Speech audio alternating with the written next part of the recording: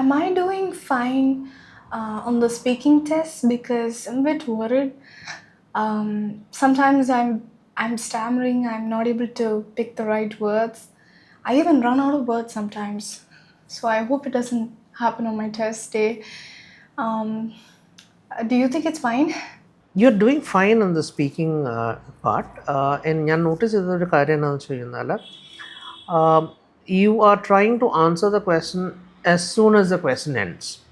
Okay, nobody is expecting you to do that. Okay, you can take a fraction of a second sorry, and you can plan your answer. അപ്പം നമ്മളെപ്പോഴും നമ്മുടെ answer ഒന്ന് plan ചെയ്തിട്ട് പറയുന്നതായിരിക്കും നല്ലത്.